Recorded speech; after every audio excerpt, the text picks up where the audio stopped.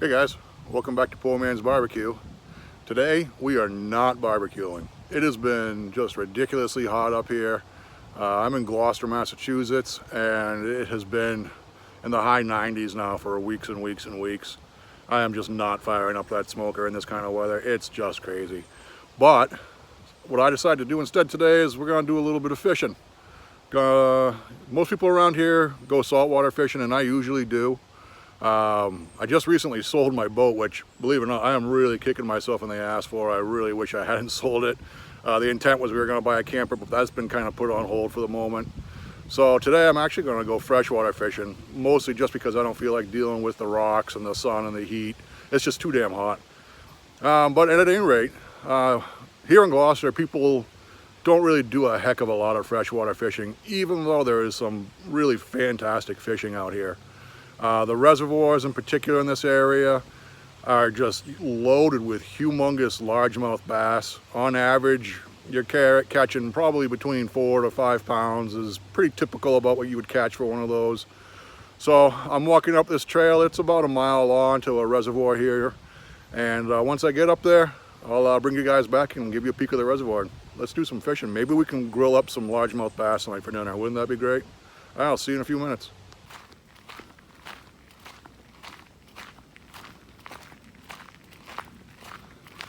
Most of these reservoirs up here have these access roads that come out to them. You can't bring any kind of motorized vehicle down here unless you're with the city or whatever. But it makes the walkout not so bad. It's about a mile from where I parked. And I had to consolidate my fishing gear. I had a big bag, a Husky tool bag that I was using for my saltwater fishing stuff, which is great when I'm on the boat. But when I got to cover ground, it really is just bulky and heavy. So I switched over, I put it all in a backpack. All my freshwater stuff anyways, I told my saltwater is still in the other box. So we're gonna walk down this trail. I'm probably about halfway there. And when I get there, I'm gonna show you this really large dam that they built. I believe it was back in the 1930s, part of the CCC.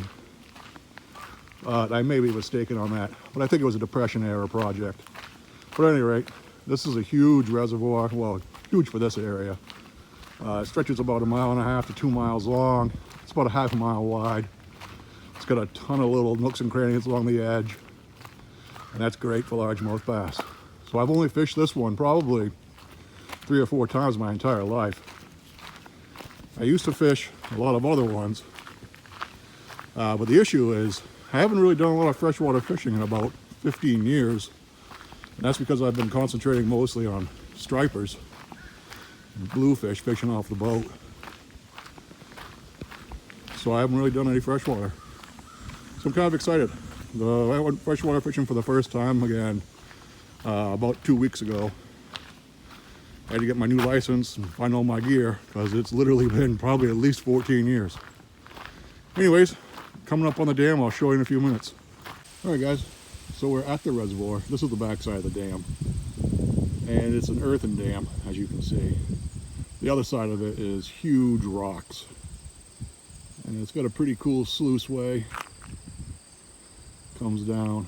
I'm not sure if I can get to, I want to fish on the left-hand side, follow those that tree line down. So I think I'm going to have to take a path down through the woods over here. There's a mountain bike trail that goes up right along that tree line. That's probably where I'm going to walk because I don't think I can get on the dam, but I don't think I can get over the sluice way. So I'm going to go back down a little bit and double around. But anyways, here's the dam from the backside. When I get up to the top of it, I'll show you the other rest of it. Now here's the backside of the front of the dam. Pretty decent size. Yeah, for this area. Anyways, it's no Hoover Dam, that's for sure. But it's got some size. All right, let me get to the edge of this pond here, and let's see if we can catch some fish. Just saw a deer back up in here. I don't see him anymore. Nice sized doe. These woods are filled with deer. I'm sure we'll see at least one before we leave here today. If I see another one, hopefully I can get my camera out fast enough. But he was right up there on that hillside. Took off as soon as he heard me walking. Yeah, love this stuff. So this covering here on the ground is called wintergreen, and these leaves have a very fresh, minty taste, and they're great to make teas with. They also have anti-inflammatory properties, so they're good for headaches, joint aches, things like that. I am a outdoor survivalist. I used to teach outdoor survival, so I know how to identify a lot of these medicinal and edible plants out here. And this is just something my daughter loves, this stuff. She always picks it. And I gotta tell you, the flavor is really nice. So I'm following a deer run. I don't know if you can really see it so well on the camera here, but you can see it comes through here. It's a little clearer. Right here you can see they're walking right through here. They're coming down and they're going out to the water to drink. We may see some deer over here today. It looks like it's a fairly well-used track. We'll see. But I'm heading right down there to that blue. That's where I'm going today. So here's that deer run again. It's a little more clear right through here. You can see passing through these trees right here. You can see it looks almost like a human trail, just not as worn away as you would think. This is the deer. They walk through here all the time. All right, made it. About a 40-minute walk from the car. So I love it back here. Feels like Maine. It's definitely not Maine. This is Massachusetts, right on the coast. The ocean is literally probably about 3 miles away. And who would have ever thought that you're gonna have something as beautiful as this back here? It's absolutely gorgeous. And it stretches, you can't see it here or on this corner here, probably about another 3/4 of a mile from where you can actually see that coastline over there. So I'm gonna precariously balance myself up here on this rock, throw out a bunch of casts, and let's see what we can do. I don't have any bait today, so I'm gonna be using all lures, but I've had pretty good luck with spinners here in these types of reservoirs, and that's what we're gonna use today. We're gonna use a Mepps. See if we can catch something. Yeah, I'm gonna start off today with purple and pink Mepps Lightning. I've had great luck with these on largemouth bass in the past. I'm not exactly sure what it's supposed to look like. A really big bug? I don't know. But they've done pretty well for me fishing for largemouth bass. And this little pond here should just be absolutely chock loaded with these things. So let's see if we catch any. I do sometimes I don't. You know, if I get skunks today, it's okay. At least I had a nice walk in the woods and I get to enjoy this beautiful scenery. And it really does feel like I'm in Maine or northern New Hampshire, something like that. And you cannot hear a car. You can't hear the boats on the ocean. It's just quiet. I love it. I just had a hell of a hit. About 40 feet out, just as I was starting. I was letting it sink. It's not real deep out there. It's maybe 25 feet. I let it sink down for about 3 seconds and started pulling in, and as soon as I started reeling it in, hit real good. I'm gonna try again, kind of in that same area. But this place is loaded, and I'm seeing in here, I don't know if you guys can see it or not, but in through here, there is just a ton of little tiny largemouth bass fry. They're in here. Every time I pull in, I'm being followed by about 15 of them. And they're just kind of hanging out here in the sunlight. Yeah, good population of largemouth in here for sure. There's a naked guy over there swimming. Okie dokie. Hey guys. Well, I've been in this spot now for about an hour. Had a couple real good hits. There's definitely some big fish over here, but it's slowed down over the last half hour. Haven't had a strike. And I just lost my lure. Snagged it on the bottom. So no more Mepps Lightning. I got a ton of Mepps lures in here, spinners, and I also have some top water lures. I might throw in a artificial frog.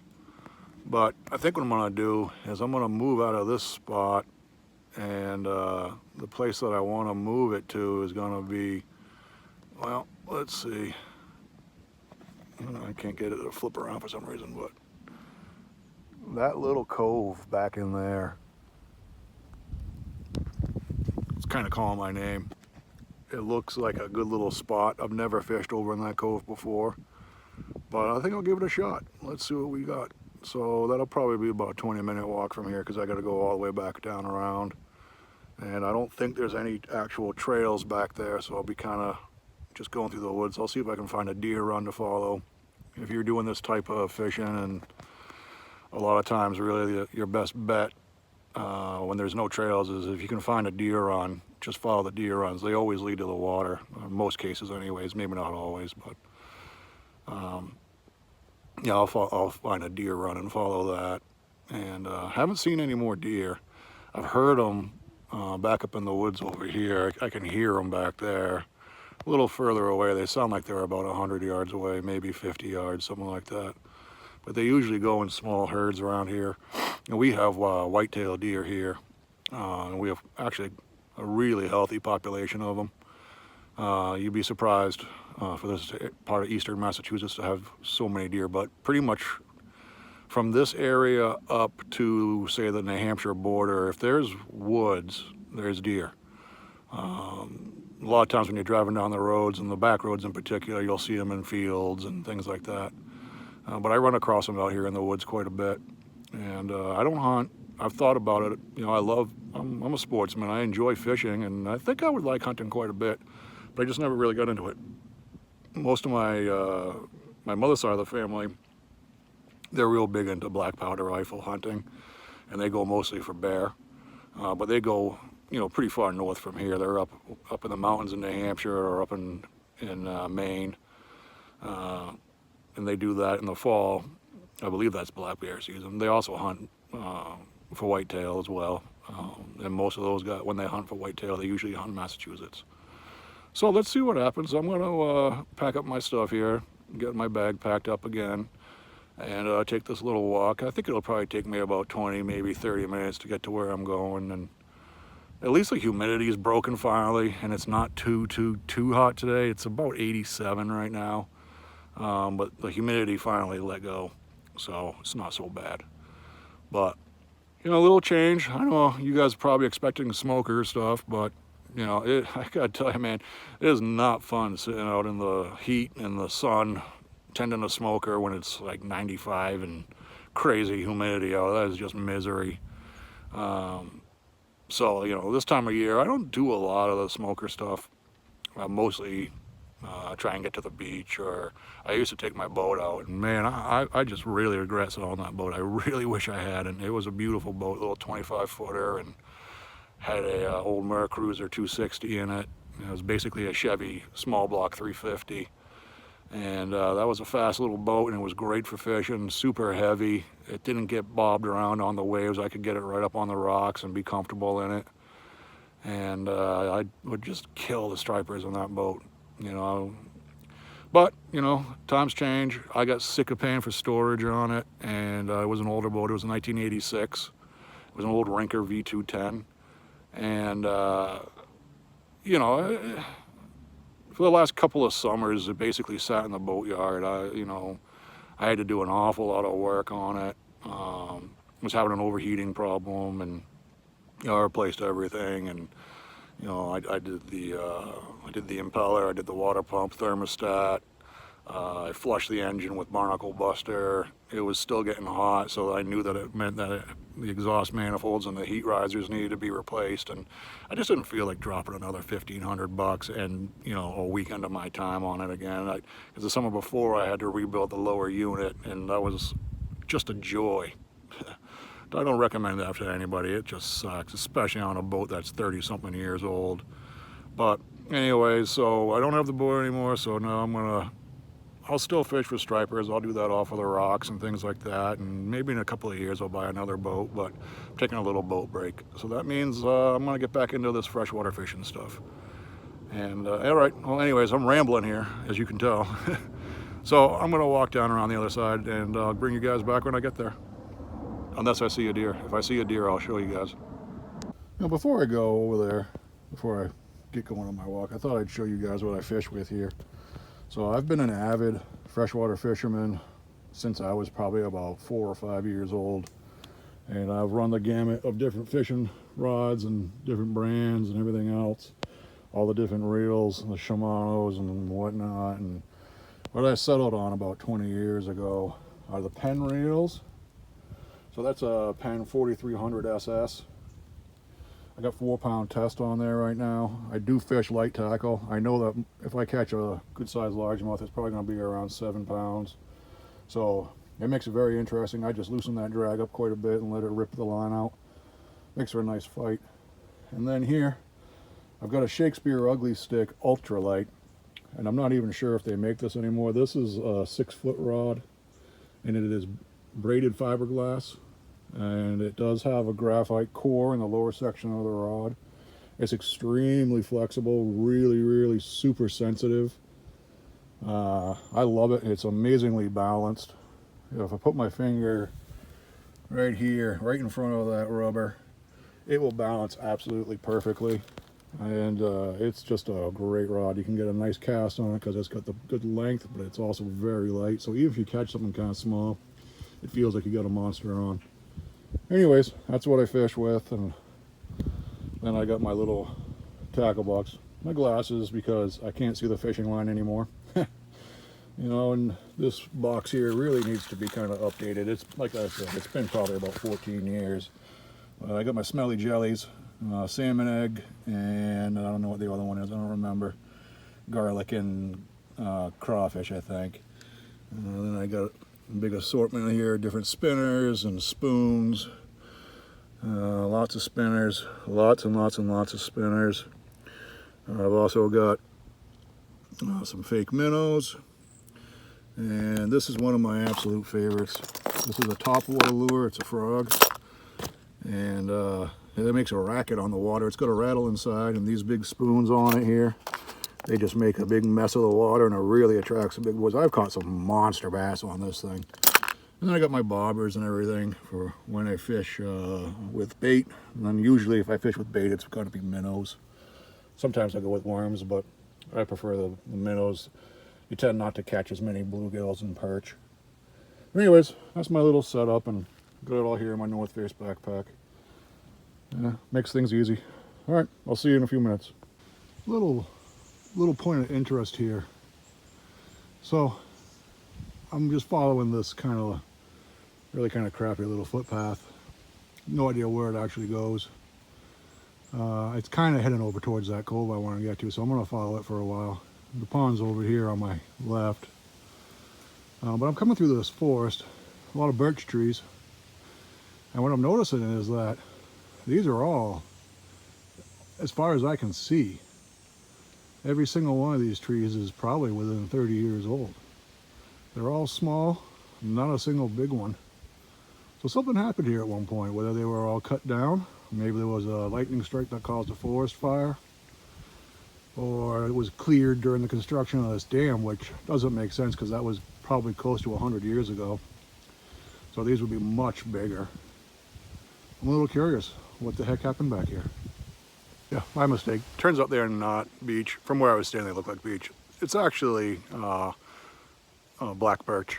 And black birch are really cool. The bark and the twigs are very minty, similar to the wintergreen, the peppermint plant I showed you. I don't know if they have any kind of properties, but again, it does make a nice tea, and it's pretty cool. I think I found a mystery solved. Looks like there was a forest fire. Finding this scattered throughout. So this area burned. It's got to be, I mean, judging from the size of these trees, maybe between 15 and 30 years ago. Some of them are pretty small. There's really not any real big ones. Nothing. I mean, that one right there in the middle of the screen is probably the biggest I've seen, and that one's probably about 30 years old. So it looked like there was a forest fire. Well, I'm kind of hunkered down right now. The spot that I want to fish in, there's like these couple of naked dudes down there, and I definitely don't want to go hang out with a couple of random naked dudes. I'm hoping maybe they won't stay too long, because this is a spot that I really want to fish. I might just kind of double back further up into the woods here and kind of skirt around them and maybe get into one of these other coves that's maybe about a half mile down. But I had no idea that there'll be so many people swimming out here naked. It's kind of funny. Yeah, maybe I'll bring the wife. So, following another deer run back here. I don't know if you guys can really see it in this camera here, but it's like a pathway through the forest that's just ever so slightly different than the surrounding vegetation. Where you can see how thick and all the little leaves and the little tiny sticks and branches. Then you come back over here and you can see that it's a little bit cleared out from them dragging their hoofs as they're walking. And in certain spots, like this right here, I wish there was a good hoof print, but I don't really see much. And I mean, I see very faint outlines. They'll never show up on this phone. But it kind of wanders up. It's going to go in through there a little bit. And I'm going to follow this a little. I'm actually having a little more fun following these deer runs than I am actually fishing. So let's see where this goes. I'm still trying to skirt around those guys that are out there swimming. It's just an awkward situation I don't want to see. Just found some low bush blueberries. Too bad we're off the season now. About a month ago was the season. Probably could have picked a bunch. This is all low bush blueberry. They're sweet, kind of small, but absolutely delicious. Now I found a bedding area. Deer have been bedding down in here. I know I should have brought my GoPro. It would have been so much better because it's a 4K camera. But I don't know if you can see it or not, but the grass. So there's a little grassy area here that's maybe 15 by 8. And the grass is definitely disturbed, so the deer were probably sleeping here last night. You can see that the blades are all bent over in spots. They bed down in areas like this. Pretty well protected, although, you know, well, right here we have a decent sized white pine. There's a couple more over there. And a nice oak tree over there. Another oak tree over here. So it gives them some shelter. And blocks the wind a little bit, but this time of the year I don't think they care so much about the wind because it's at night it's hot. Well, yeah, they've been bedding right here. I just think it's interesting. All right, so I've been following this deer run for like an hour and a half, and it kind of went pretty far away from the pond. So I don't know how many miles we've walked, maybe 2.5, something like that. So it's getting kind of late in the day, and I do have work tomorrow. I got to get to the store and do my Sunday routines. But I hope you had some fun today. I had fun, you know, even if I didn't really get to do a lot of fishing and I didn't really catch anything. But that's okay. It's just nice to get out and enjoy the wilderness and nature, and I love this kind of stuff. And you know, my plan in the future here, hopefully not too long from now, is, you know, I'm looking to buy property up in central and maybe southern northern Maine. And this is just what it's all about for me. I love this kind of outdoors. I love being in the woods, and I love fishing, and everything to do with the outdoors. I just love it. Oh, I'm shaking the camera. I'm tired. A lot of uphill and downhill, and I'm hot and sweaty, and I think I'm going to head back to the car for some AC. So thanks for coming along today, guys. No, it wasn't a smoking show, but I hope you had fun anyways. I sure did. And you know, next time I'll be out fishing again soon, and I'm gonna bring you along, and maybe next time I'll do some striper fishing. And I almost always catch stripers, so I think I'll bring you guys along for that. So maybe in a week or so we'll head out and do that. But have a great week, and we're mid-August right now, and summer's gonna be coming to a close soon. So once the weather kind of cools down, I'll be back to the smoker pretty hardcore.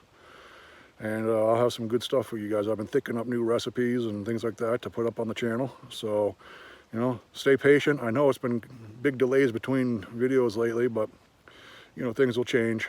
It's just been a lot of stuff going on. And like I said, the heat, it's just too hot to smoke. But anyways, thanks for joining me today. Don't forget to like and subscribe. And I'll see you again soon if I don't get lost back here. I'm just gonna follow the deer trails. I'll find my way out. See you soon.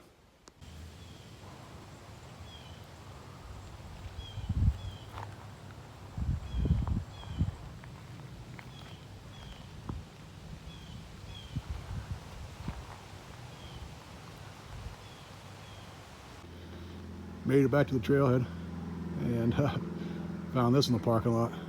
Old Trans Am. What is this? 86 somewhere in there. Love it. All right, well, I'm back to the car. Took me a while. Got turned around a couple of times. Sometimes those deer runs, they kind of just run off into nowhere and just sort of peter out. And just kind of bushwhack a bit, find another one, follow that. I did see another deer, but the damn things are so fast. By the time I had my phone out of my pocket getting ready to film it, it was over the next little hill, and I didn't feel like trudging up through all the woods to go get a picture of it. But yeah, had a lot of fun today. I am sweaty and hot, and I got the AC in this car cranking, thank God. So I had a great time. Didn't really catch any fish. The whole point was to come fishing today, but honestly, I had a hell of a lot more fun following those deer runs. So anyways, I'll see you guys next time, and probably next time we see me, I'm gonna probably be doing some striper fishing. The weather's still pretty hot. I don't see the smoker happening anytime in the next week or two. Maybe in about 2 weeks, it looks like it's gonna cool down some. When it does, I'll start that again. But again, thanks for joining me. I had a great time today, and I hope you did too.